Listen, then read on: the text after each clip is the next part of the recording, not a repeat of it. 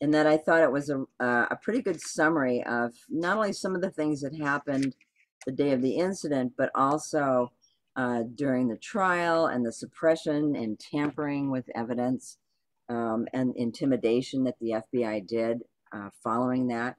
And what happened when they tried to go for retrials or get a different judge. And when people spoke out for Leonard later on, when he no longer could appeal the case, and how they were either demonstrated or against or restricted or intimidated, quite frankly. So it's pretty interesting. It goes only up until a certain point in time. There's some new things that have happened since then, but it takes place. It starts out, and the way they frame it is that there's a feast some years later, and it takes place after the memorial for Joe and Anna Mae, and there's a naming ceremony for the baby born to Steve Robideau and his wife. And so the author talks to several people, and we hear a little bit about Leonard Peltier's children, and the fact that they're going to go to Marion to see their father for the first time in 4 years, which was like, ooh, they're just kids. So one of the things that they talk about with these agents, Kohler and Williams, chasing the red and white van onto the property, and that there were a lot of people around as if that was threatening. Apparently there were a lot of people around anyway, and there was not necessarily anything, violent or volatile going on. Leonard said there was never an ambush, that there were always a lot of people going, coming and going, and a lot of them visited our camp. So when the author talked to some of these guys in Vancouver, Dino Butler proposed a theory about the shootout and how it began. And he said, "This is just my opinion. I can't prove it, but I think this is what happened. The FBI knew we were organizing the Oglala people towards independence, towards sovereignty, which meant resistance to the mining leases. They wanted to clear out the last pocket of real resistance on the reservation, and they didn't know exactly where we were. They knew Joe Stuntz was one of us, and that morning they had spotted him at Oglala Housing." And Leonard talks about how he was there because his car didn't always start, and so there was a guy named, he had a great name and I can't find it now, Ears. This guy Ears was fixing the car. But Dino thought that the FBI really wanted, some provocation. They wanted to invite a warning shot, and they had people they thought that were going to come in and back them up. So his feeling was that all they wanted was an excuse to go in and wipe them out, and just, have that first shot be the excuse. And apparently Leonard agrees with Dino's theory. He said, in fact, it was me who assigned Joe to be Banks's bodyguard. He knew we were a big threat to the government because we all talked to the Oglala people about self-sufficiency, the need to farm our own lands, and the different stages on the way to sovereignty. This was our conversation with everybody. And he said, Leonard said he was in the van that went down that morning. And as Eagle worked on the van and got it going, he said they weren't gone from Jumping Bulls more than an hour and a half. And we must have been back another hour before we heard the first shot. So some of this is being told to try to clarify, or in contrast to a lot of the testimony that has been really different over the years in the different trials. It's kind of astonishing. It's outrageous, actually, how many lies and cover-ups and different versions there were. And in there, they also brought up, in one of the questions the author had and asked Bob, was what was Bob's opinion on why the FBI wouldn't release the information when the information was told to acquit him in his trial. And he said that they just wanted to pin it on someone, and Leonard being the only one they hadn't tried yet, they decided, unfortunately, to pin it all on him. So that's when they withheld all that evidence in those 302 forms the FBI filed that told the truth. And then when they released the few that they did, they blanked out all the names that were involved with the FBI agents that were communicating with Kohler and Williams. And nobody knew who they were talking to over the radio before they went on the reservation to start and listen for the warning shot. Warning shot to start the gunfight that took place. And I don't think they even know to this day who fired the warning shot that started all of this. Yeah, it's very unclear. There's so many different accounts, and in some of the accounts that are supposed to be official, from the FBI, so many things are blocked out. It's it's not entirely clear when Williams and Kohler, the two agents, exactly arrived. It looks like maybe they got there, went off to another place, then came back, and it also looks like maybe they split up. Perhaps one of them was left there to kind of watch the situation while the other was going to go summon, more backup. No. So these are the kind of things that were in there. So Sarah, you were going to say something? Well, they... Oh, I'm sorry, Paulette. Kohler and Williams hook up together coming out of the motel in Nebraska when all the FBI agents are staying there. And they are in two different cars going down the road right behind each other. Right, because there were two cars on. Yeah. Right, but they both pull in and they don't leave again. So they didn't go anyplace. They left the motel, and it's about 25 miles or so from the motel till they get to Jumping Bulls. And they get to Jumping Bulls sometime after 11, but probably before 11:30, because it's over in about 20 minutes. Yeah. They get out, they pull their guns, there's a shot fired. Bob and them are getting ready for breakfast. Leonard has just come back with the boys.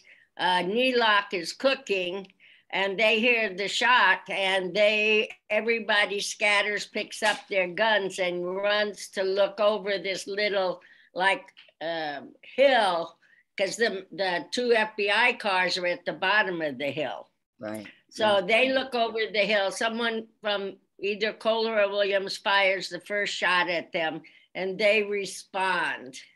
Because by 12 o'clock, when the other agents get there, Kohler and Williams are already dead. Yeah. So this happened within, a relatively short period of time. And Joe is killed, soon after that, when the guy sitting across the bluff on the other side sees him through his scope and gets him between the eyes, and Joe goes down. But then there's all the people that come on. Oscar comes on, the people that live in the housing there, the woman from the Wickledock offices comes there. And all this is being there talking between each other. And then once they see this buildup of FBI, by about 3 o'clock in the afternoon, Joe's down, they say a prayer for Joe. They see the eagle, they take off and go through the culvert and run up the hill. So the FBI never comes and goes. They are... Gotcha. Kohler and William. Yes. Kohler and William are there now. Other ones on the outskirts of the Jumping Bull Ranch, they come and go a lot. Mm-hmm. There's a whole bunch of FBI agents that come in and go out and try and figure out how to get down to where Kohler and Williams are. Norman Brown, I think, shoots out the tires on the one guy's car. So his car is stuck there and people can't get past him. And they finally come down from behind where they're at, not up where the jumping bulls are, but down on the lower level. The FBI comes in that way. They see that the two agents are down, and then they take off up the hill. And by that time, Leonard and the crew have already gone. They're already running up the hill. And that's when the marshals and the FBI start shooting at them as they're running up the hill. Yeah.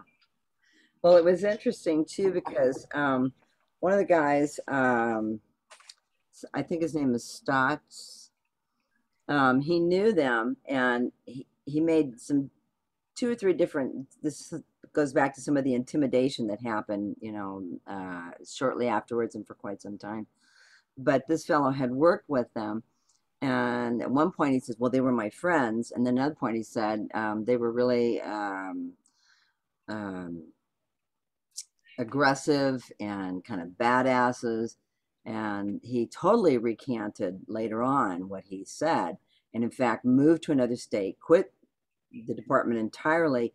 And when they tried to subpoena him, he backed off of a lot of stuff in court. But privately, he said, I am afraid for my life. I can't say. And who is this? This was, I think, Marvin Stolt. One of our people or the agent? No, FBI. It was an agent, Marvin Stolt. But just to show you what was going on, I mean, it's just amazing. Well, if you read their history, the 2 agents, one of them, not the one with the boys, but the other one, I think it's Williams. If you read his bio, he was considered a badass. He had been a SWAT, and he was much more aggressive than the other man was.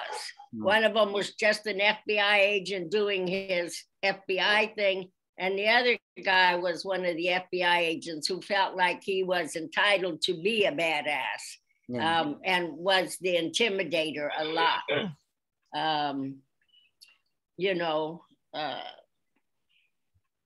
so they neither, both of them were, well, one of them was a nasty agent and the other one was just a schmuck. That's pretty succinct. Thank you. Yes, Dawn. Unmute yourself, Dawn. Dawn, did you have something? Just the manner in which they entered. I mean, Leonard said they came squealing in there. Yeah.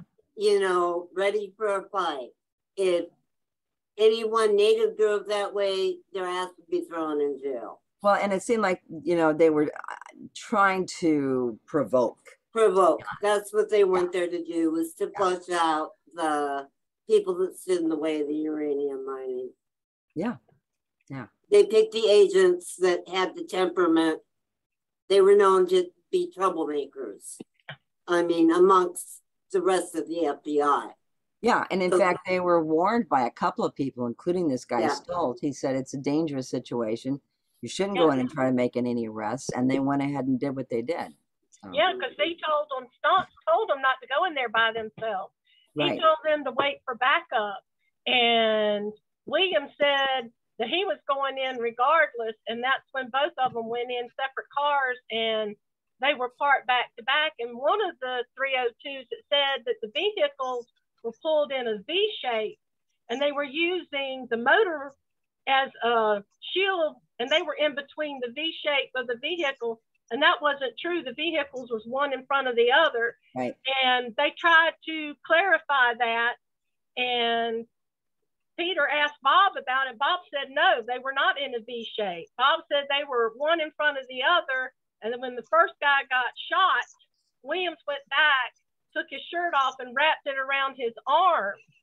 And like a tourniquet, yeah. Yeah. And then somebody said something about they thought the white shirt was up there and he was waving surrender, and it wasn't. He was using it just to save the blood, to make sure that the other FBI agent lived longer, but he was, you know, by the time he got shot, they said he was about dead anyway. He'd lost so much blood.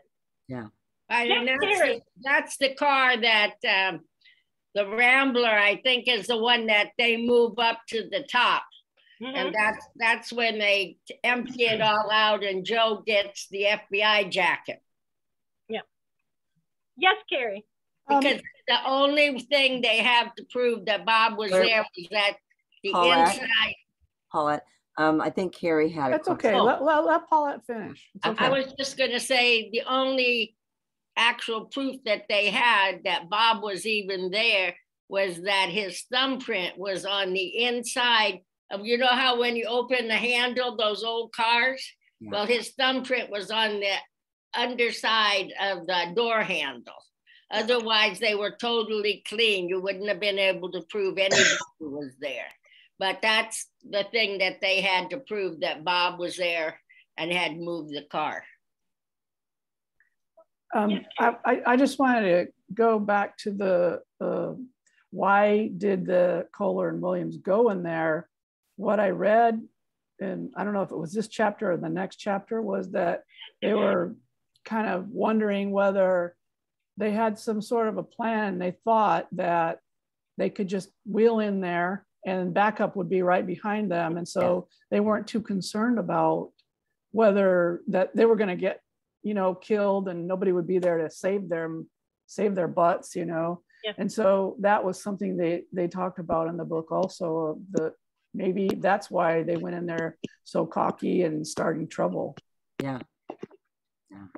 But they did state that, Carrie, in there that their backup was supposed to have been right behind them, that they didn't have to call for backup. They knew they were coming right behind them. Right. But they never showed up because the backup started doing the roadblock.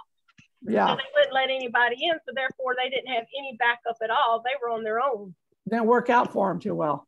No, it did not. Not at all.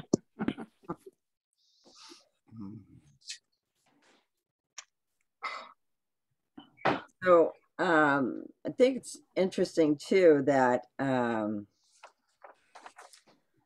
when they talk about some of the things that came out, for instance, supposedly the truck escaped through the roadblock, and one of the guys, I think, says, hell, there was people passing through them roadblocks all day long, and what they had really wanted to do with the agents, a few of the guys, was to take them as hostages. Nobody wanted to kill them. You know, they were going to shoot back if they shot, you know, at them. Yeah. But they wanted to take hostages because they said, we need some kind of leverage. So shooting them would not have, you know, it was not necessarily what they wanted to do. Yeah.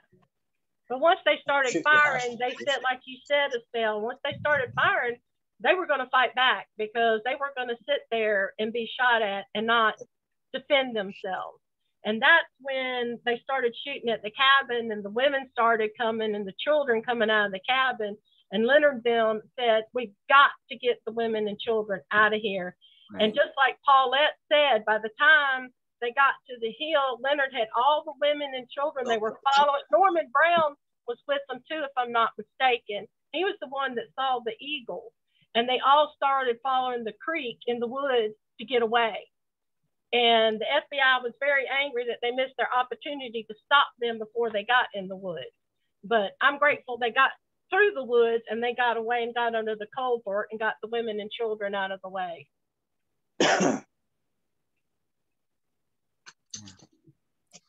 I think too, there's a point where the author asks, you know, if those men in the truck had finished off the agents, there would be no witnesses.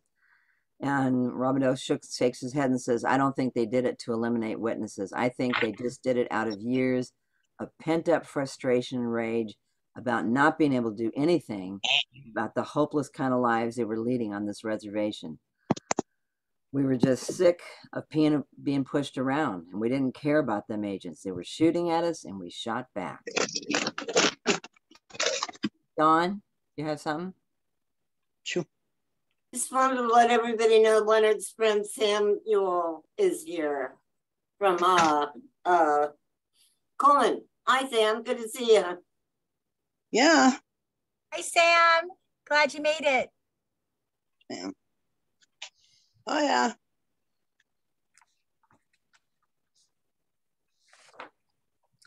And So I is there agree, yeah, Go ahead. I agree with what Edward just typed in the chat, that he said that they were already pushed into poverty and that they didn't have a right to be on the reservation in the first place.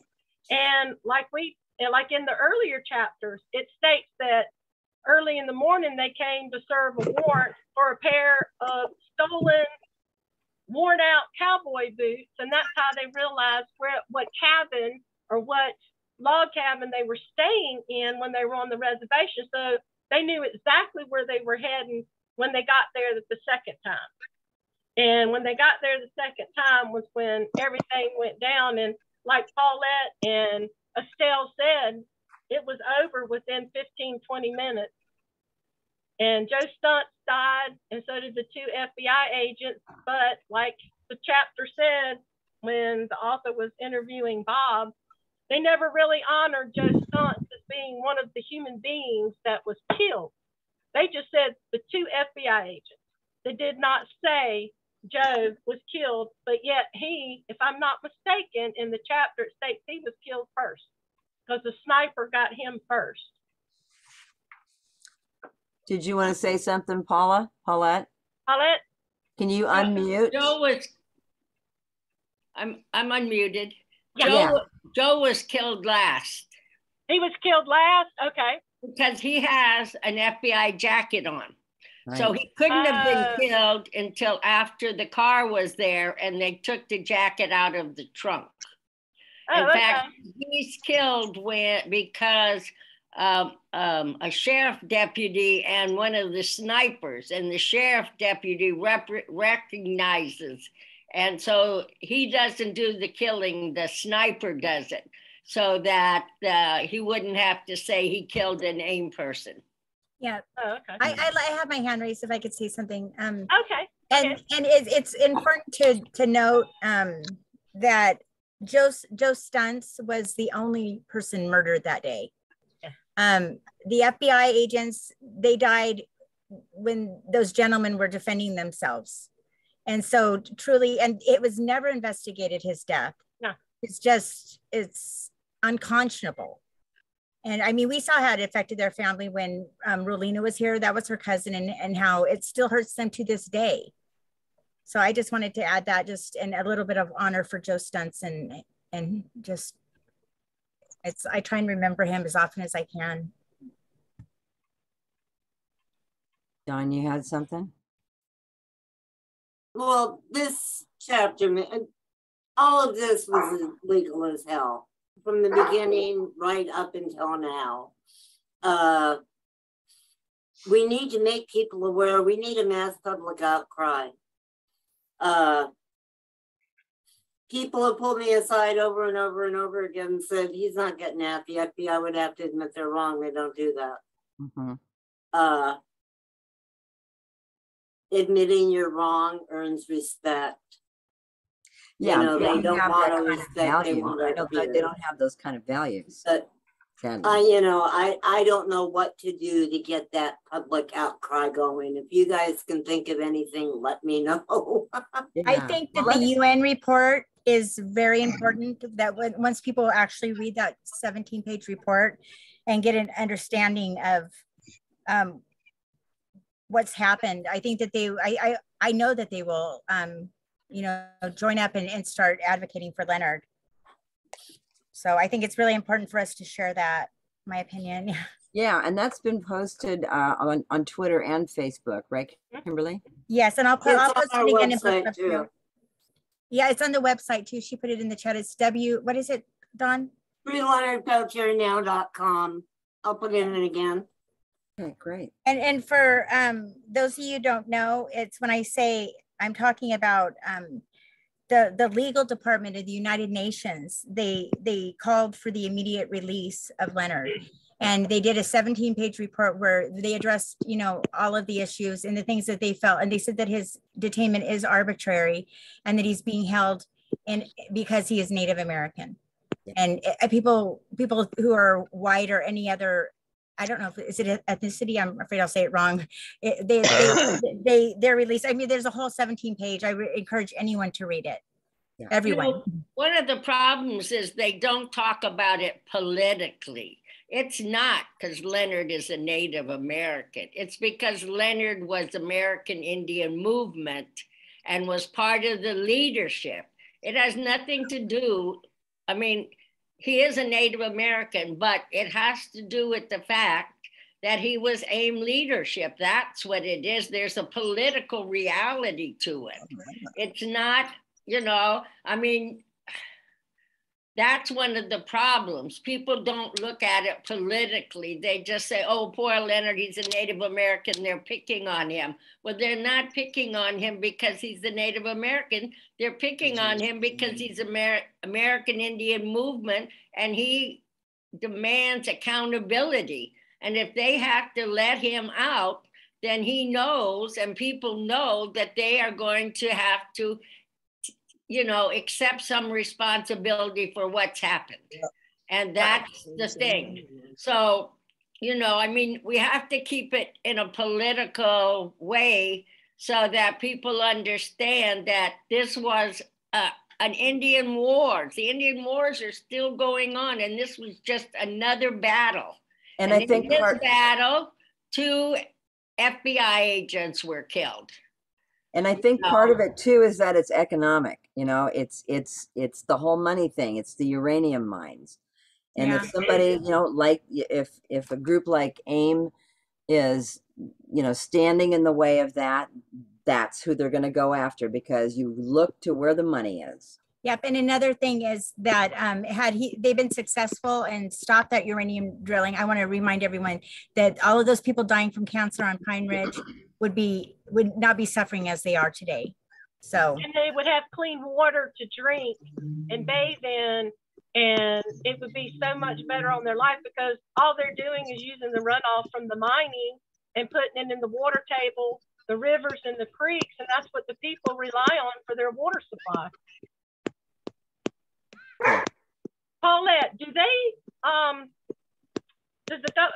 buy water to be trucked into the reservation? Do they what? Do they buy water trucks to come into the reservation to bring fresh water? No, not that I'm aware of. Okay. No, and some reservations don't even have water, like the Dene on the Navajo Nation. They don't even have water. They can run a pipeline through there, but they can't run a water line. Yep, that's right. They can't. Dawn.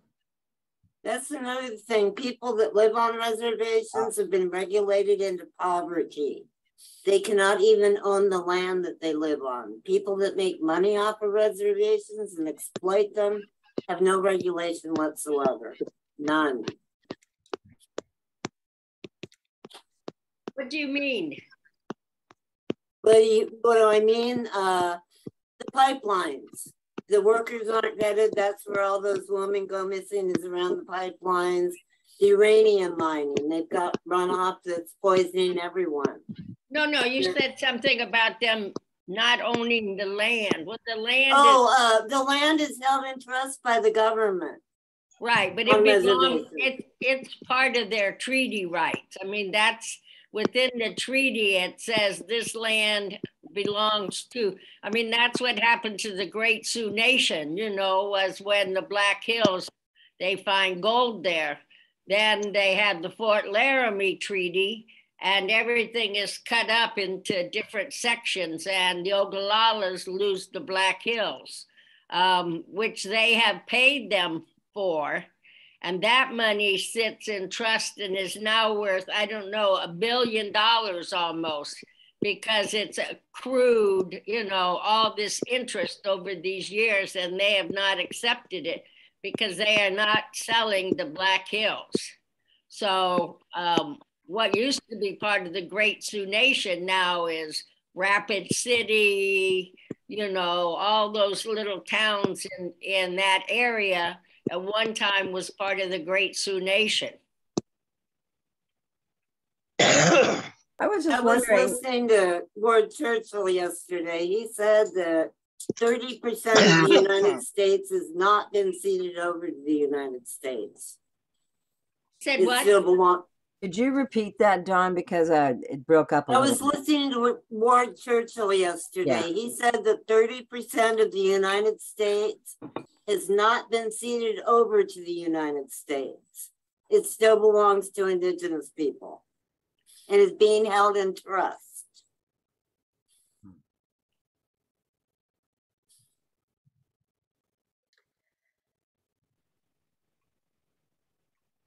So I was pretty, as I went through this epilogue, I was pretty amazed by some of the things that happened in the subsequent trials or retrials.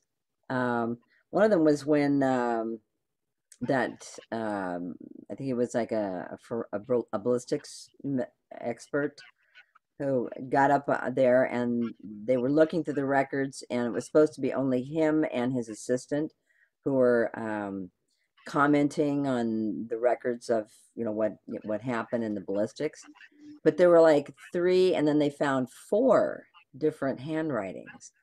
And so they brought all that up, and that has never been completely conclusively revealed. And there was something about when several people tried, like 60 Minutes wanted to do a program on it, and they got such a backlash that they never followed up.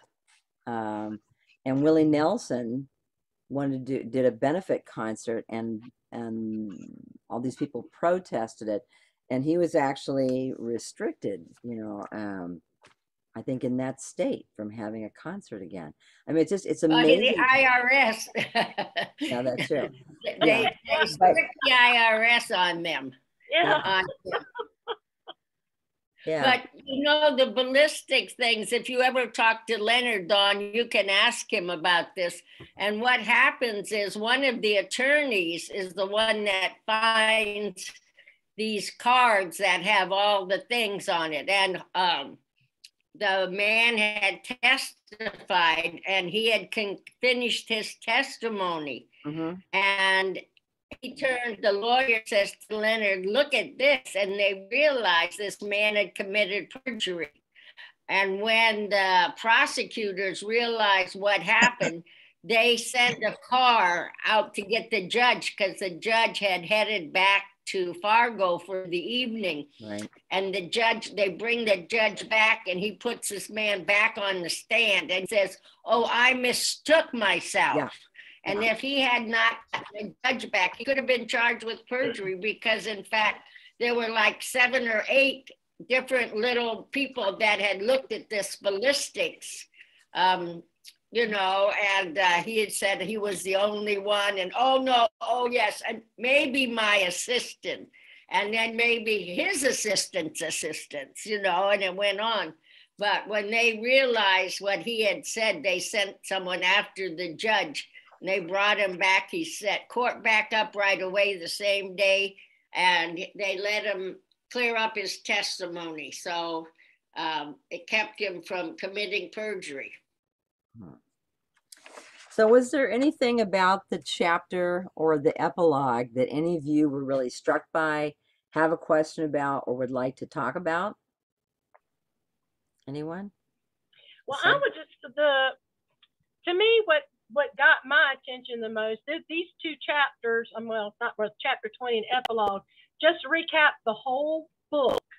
And it recapped all the corruption, all the lies, all the miscommunications that were not brought up in Leonard's trial, because Williams kept radioing back and forth to the headquarters, where's backup? We're being shot at. We need help. Somebody come. And nobody really answered him back. And it was almost like they were sent in there. We've all speculated this, but we can't prove it, that they were sent in to be the guinea pigs that started the whole thing. And it ended with them. The people were defending themselves, which is right. and they were killed because of it. But they did not have the right to murder Joe Stunt.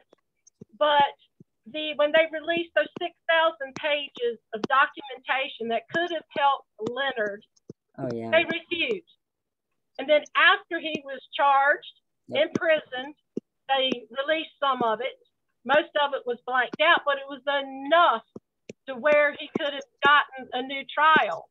But just like in chapter 19, when he wanted to get a new trial, Bobby Garcia was trying to sue the federal prison system for beating up the prisoners, and he got murdered. So everybody backed off totally because Leonard was afraid that if he got his retrial, they were going to kill him in prison just like they did Garcia. Yeah. And that was one reason why Leonard was very selective on who he talked to, whoever he communicated with. And Standing Deer, as David put it, he was one of Leonard's friends in prison along with Garcia, and Standing Deer backed off too because he knew he was a dead man. But they waited. David didn't say how long, but they said when he got out of prison, David said they murdered him. They saw to it. Standing Deer, that was in prison with Garcia and Leonard. I know Standing Deer, right? But that's just David's view. Standing Deer was always very clear that he was not a political prisoner. He was a bank robber, and he said, you know, when I get out, I'm going to have some fun. And he associated with some people that he knew better. You know, I mean, when Leonard's trial, I was worked with the defense, and I went and visited Standing Deer when he was in prison in Los Angeles. He was over in another prison. And so he said, you know, I want you to get me, I want some hair ties, I want a ribbon shirt, I want some new jeans and everything, you know. He was a wonderful person, but he made it very clear, you know, that who he associated with were not always people he should be around. I mean, they did things that were not healthy for you drug-wise. And he got himself into some trouble, you know, and that's it. Bobby, it was very clear that Bobby was killed inside because people saw them, the guards, go in with a sheet around midnight. And when they went back in the morning, somehow he'd hung himself with that sheet. And, you know, people knew that he had not hung himself with that sheet, that he had been killed by the guards. But there was, you know, I mean, the person that saw them do this, we told them, don't worry, don't say anything, because he was someone down the row, and it would have been his word against the guards. And everybody looked at it and decided that there was no way that they were going to win, and not to have other prisoners try and testify that the guards had done something. And when we got Bobby's autopsy report back, there were 25 different drugs in his system. So, you know, I mean, and he was very clear. He did not do drugs. He had asthma. I was married to Bobby Garcia.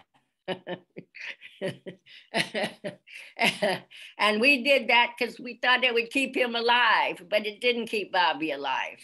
And he's actually buried by Crow Dog. Crow Dog buries Bobby.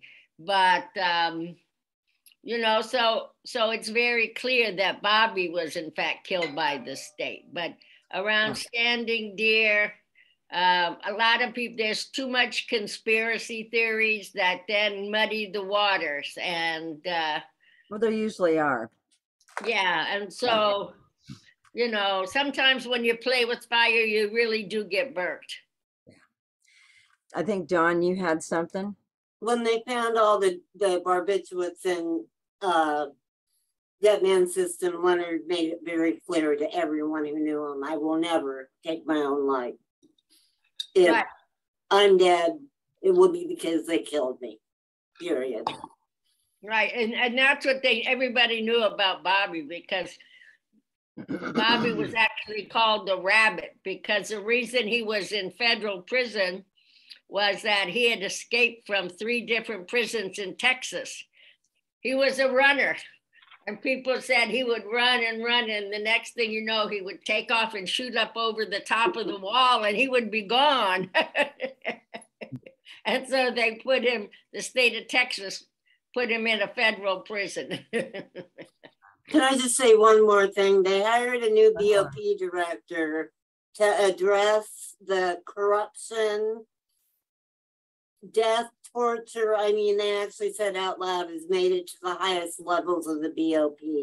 On that website I put in the chat is a sample letter to her and her address. Please write her about these lockdowns. They are locked down most of the time.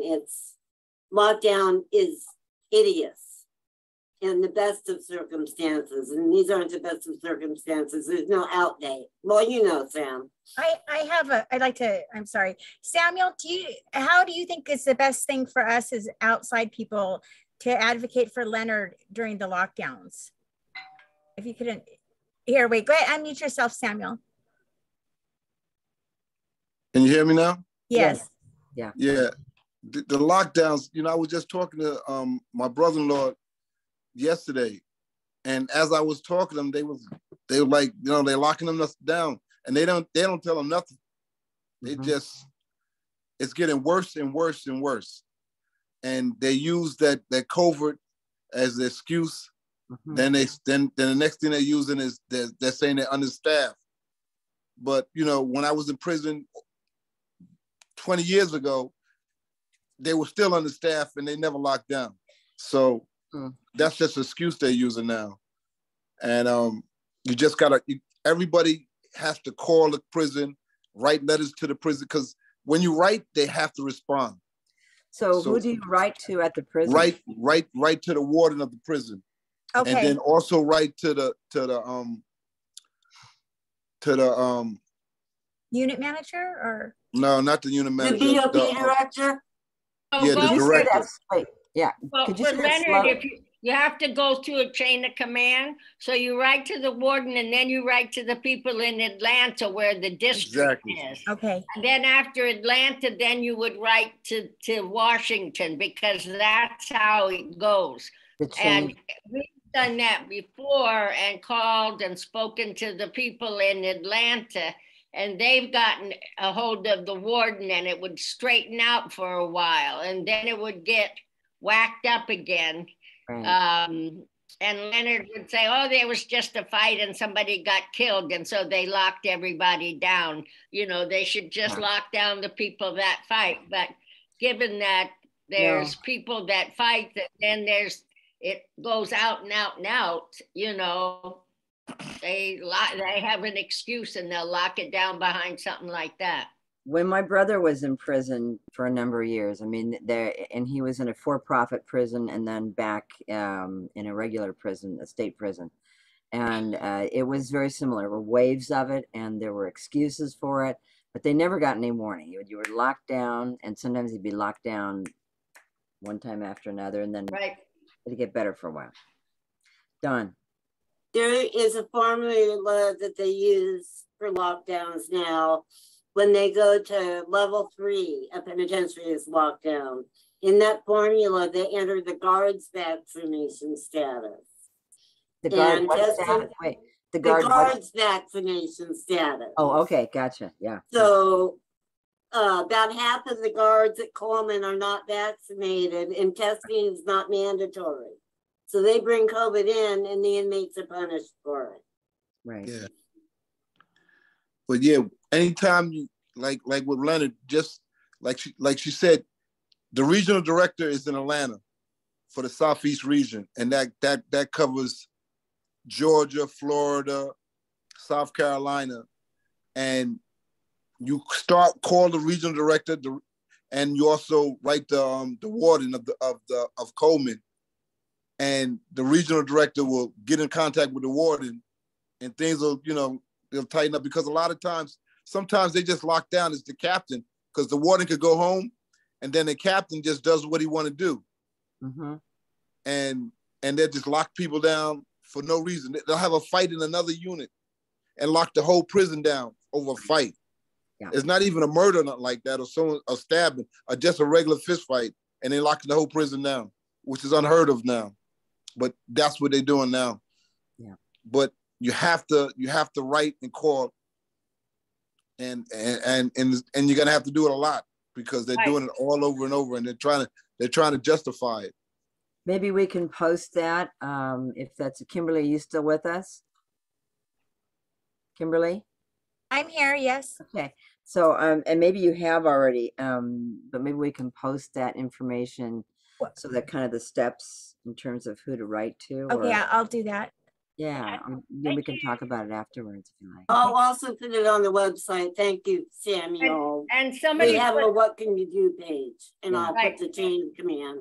And somebody put something about DeSantis. This is a federal system. It doesn't make any difference who the governor is. He doesn't have any control. In fact, the warden has more power than DeSantis does. And that's one of the things, is they look at this as their own little kingdom. And, Exactly. and so that's how they maintain power, is by doing that. But people always say, well, it's in this state, but that's doesn't make a difference. It goes. Yeah, it's federal. Right. Region, and the region hates getting calls. You call them about Coleman, and they'll tell you Coleman is the worst. That warden makes a decision whenever he feels like it. And then they'll get on the warden, because they don't like to get all this nastiness turned on them, even if you're nice. I mean, but then you get 20 calls to the guy that's in charge of it, and he goes, wow, I got to do something about this. So, that's one of the things. So it's a kind of putting pressure on him and holding him accountable. So Exactly. Samuel, just to be clear, I'm looking for the regional director after the warden, right? Right. Yeah, the regional director is in Atlanta. Atlanta, Right. Okay.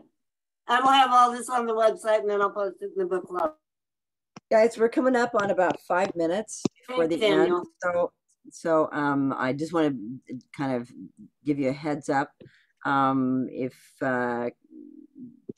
Kimberly, I know sometimes if we have a speaker, we go a little over, but I just want to let you know. And if comments do go over, we're at about 5 minutes till.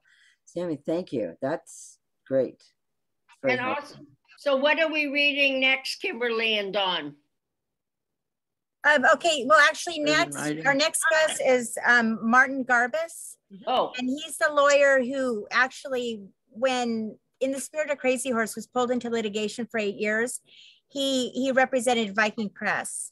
And he also was the Cuban 5 and the Chicago 7 lawyer. If you look him up, Martin Garbus, I suggest everyone come. It should be a phenomenal meeting, and I'm so looking forward to it. And he wrote the afterword too. Yes, didn't he did. Yes, he The did. afterward. I think Paulette asked, what are we reading next? Oh, next, what are we reading next? I'm sorry.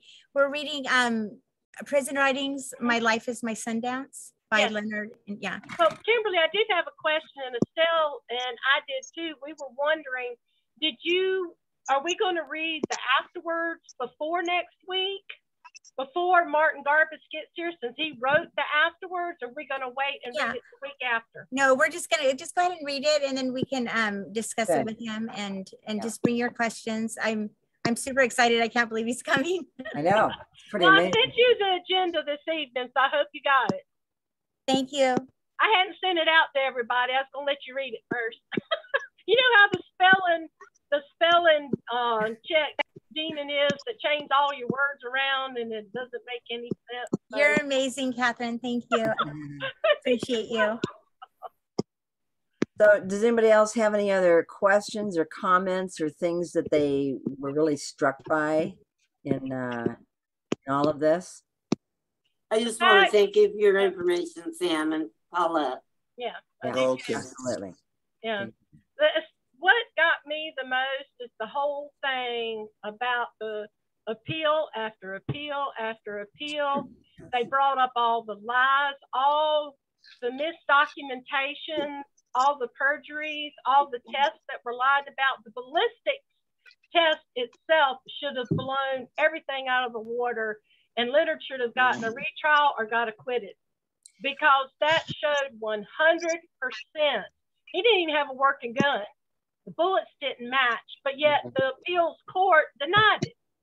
And you know what really blew my mind was somebody is tapping their system. I think we keep getting this little tapping sound. But it was the prosecution, and he continued to say, really vile things about Leonard, that he was, to the extent that he was a thug. He always was a thug. He'll always be a thug. And then when all that stuff came out, he said, I'm not sure that we did all that much wrongdoing, but if we did, I don't care. I don't have any regret. Right. That's West 57th Street. He says that. Yeah. If anybody gets a chance, you can call CBS, and it was West 57th Street. A Reluctant Warrior, I think it's called. It cost $125. We've often thought about trying to get it, but it's a 20-minute segment that they've done. I'm not sure if you can find it on YouTube or not. Well, we'll try to look for it. Kimberly, did you have something else you wanted to say? Yeah, yes. Okay. Well, just that issue, it's just a way of dehumanizing him. And he is a human being. He's a good human being. And I didn't like how they talked about him. But I just wanted to point out, I don't know if anyone's noticed that I've been tweeting and posting that there's a way to text Biden. And so he's received about 10,000 texts from me. And the number is 302-404-0880. Again, that's 302-404-0880. So let's just text Biden. Who are you talking about? Can you repeat that slowly, Kim? It's yes. We can text President Biden, and the text number is, and ask him to free Leonard. The number is 302-404-0880. Can you type that in there so we can get it right? Yeah, I did. I'll do it again. Thank you. Right there. Yeah. Thank you, Kim. You're welcome. Well, thank you, all of you guys. Did you have your hand up, Dylan? Yeah, just a thought. It seems like a lot of the hurdle in the past, definitely with Clinton and maybe even Obama, is that they're afraid of the FBI. So what about somehow in the greater campaign trying to approach the FBI and just try to reason with them? I know it might be, futile, but given that they also went after Martin Luther King, Malcolm X, all of these leaders, this COINTELPRO, but those were like previous leaders. Maybe the new leaders, maybe they would feel differently. I just feel so strongly that as long as like Biden's in there and even Deb Haaland, like it has to be this term. It has to be really soon. Yeah. Yeah, I agree. I don't know how often they would on the do it. website also. I was tweeting about that, a statement, I believe it was yesterday. One of the FBI agents did make a statement that, and what was his name? Don Edwards. Edwards. Jack Ryan. Sandy. Yeah. So, at least there shows that there's some conscious in the FBI, but I think that's a great idea, Dylan, is, I don't really. I've got the FBI's address and a sample letter to them on the website. I write them regularly. Dealing to those that may have integrity. There's got to be one. Well, and when you have more new management, maybe there's a chance that the old regime could begin to crumble a little. And the old, and if they could admit their wrongdoing, and then what's the next logical step? Okay, justice. They admit they're wrong. Now it's time for justice. Yes. I told them there's a lot of power in admitting you're wrong. It earns respect. Leonard told me it's a waste of time. Those letters go straight into the shitter. But I sent a copy of the FBI letters to the White House. So Don, speaking of new management, do you want to tell them about the email that we got from Leonard about the new management at the BOP? Yeah, that I've got a sample letter to her they admitted out loud that corruption has reached the very highest levels of the BOP. People have been tortured and killed. They want this woman to address the corruption. So I have her address and a sample letter to her about the lockdowns on the What Can I Do page on the website. And I will have the chain of command that Sam and Paulette went over. I'll have all that on there. Her name is Colette Peters, and actually she looks like a decent person. And what are those letters again, the initials? You're the Bureau Prison Director. Okay. I'll put it on the website and put it in the book club. It'll be clear. Everybody talks at once. It's too much. So unless there is anything else, this has been really great. And thank you all for being here. Samuel and Paulette and all of you. Thank you for your questions, your information. And we'll see you next week when Marcus is here. Yes. Can't wait. It's going to be a good one. Good night, everyone. Thank you for coming. Good night. Everybody, love all y'all. Good night. Good night. Thank you. Catherine, you got